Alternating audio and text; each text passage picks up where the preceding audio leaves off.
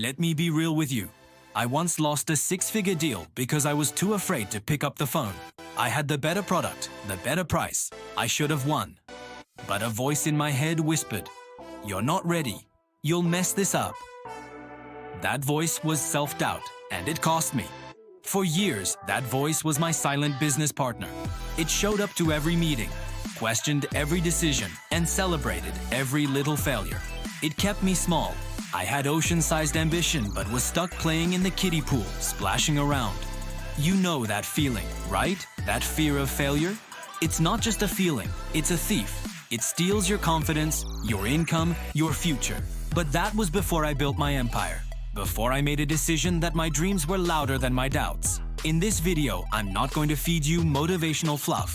I'm giving you the exact 4-step playbook I used to silence my inner critic, go to war with my self-doubt, and build a life I once thought was completely out of reach. So, grab a pen, because we're about to get to work. Step 1. Reframe failure as data. The first mental shift is a big one. Stop treating failure as a personal verdict and start seeing it as what it really is. Data. When I launched my first e-commerce brand, it bombed. I'd spent months developing a product, launched with high hopes, and got crickets. The voice in my head screamed, "You're a fraud. You're not cut out for this." Then a mentor told me something that changed my life. Stop crying, start counting. So I did. I dug into the numbers, the click data, the customer feedback, and I realized the product was fine, but my message was unclear, and the price was too high for a brand nobody knew. My strategy failed. I didn't. So here's your first action step. The next time something flops, don't call it a failure. Grab a notebook and write at the top, "Data acquired." Then list 3 objective insights you just learned. What did the market tell you? What did your audience reveal? Turn your failure into a lab report, not a eulogy. Step 2. Rewrite your identity contract. Self-doubt thrives in a foggy identity. If you see yourself as someone trying to succeed, every single bump in the road feels like proof you're not there yet. I used to be terrified of public speaking. My internal identity contract read, "I'm smart, but I'm awkward on stage." That identity kept me safe, but it also kept me stuck. Everything changed when I stopped waiting to feel confident and instead started acting like someone who already was. I rewrote my contract. I literally crossed out the old one and wrote, "I am a leader who communicates with clarity and passion." At first, it felt fake, but I honored the new contract. I joined Toastmasters, I gave shaky speeches, I volunteered to lead meetings. Over time, my actions stacked up, and the new identity became real. Your action step is this. Write down the identity that's limiting you right now. Maybe it was I not free CM, bad with money. Or I'm EM, not a natural salesperson. Now, cross it out and write your new identity. Make it bold, make it specific. And then, list one single action you'll take in the next 24 hours that proves it.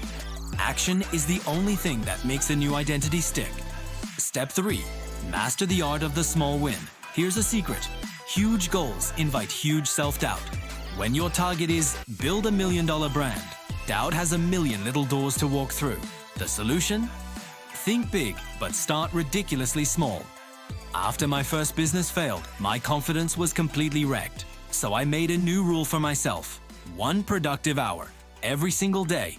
That meant sending 1 pitch email, reading 1 chapter of a business book, learning 1 new thing about my industry. That's it.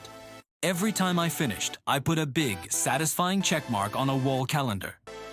That calendar became a visual reminder. I'm someone who shows up. Confidence isn't built in giant leaps. It's built in thin, daily layers. Momentum is the ultimate cure for doubt. So, your action step. Define your 1 checkmark. What's the smallest possible action you can take daily toward your goal? Write it down. Get a calendar. Put it on your wall. 1 checkmark a day. That's your win. Celebrate it. Step 4. Use doubt as a check engine light. What if I told you self-doubt isn't your enemy, but a signal? High performers don't eliminate doubt. They learn to decode it.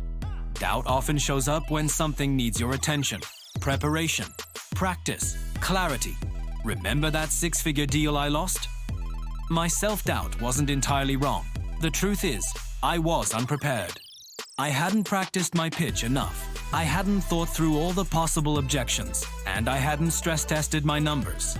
Doubt was my check engine light, and I ignored it. Now, when doubt shows up, I don't panic. I ask, what are you trying to tell me? Do I need to research more? Do I need to rehearse my presentation again? Do I need to get some feedback from a trusted source? Instead of paralyzing me, doubt becomes my to-do list. And when I've checked every box on that list, I earn my confidence. Your action step for this is simple but powerful. The next time you feel doubt creeping in, just ask yourself, what is one thing I can do right now to be 10% more prepared? And then go do it. Let doubt sharpen you, not stop you. Now you have the framework. But theory doesn't change your life. Action does. To help you put this into practice immediately, I've created a free one-page Doubt Destroyer action plan. It walks you through every step from this video with space to map out your new identity, define your small wins, and plan your daily actions. It'll take you 15 minutes, but it will give you the clarity you've been missing. The link is right there in the description below. Don't just watch this, use it. So let's recap your Millionaire playbook for crushing self-doubt. Step 1. Reframe failure as data. Step 2. Rewrite your identity contract. Step 3. Master the art of the small win. And Step 4. Use doubt as a check engine light. Self-doubt might never vanish completely, but you can change how loud its voice is. You can change how you respond to it. Everything you want in this life is on the other side of fear. The empire you want to build, the person you want to become, it's waiting for you to move. You've got the playbook. The only question is, will you use it? The only person stopping you is you. Start now. Thanks for watching. If this helped you, hit that like button and subscribe for more content to help you build your empire. I'll see you in the next video.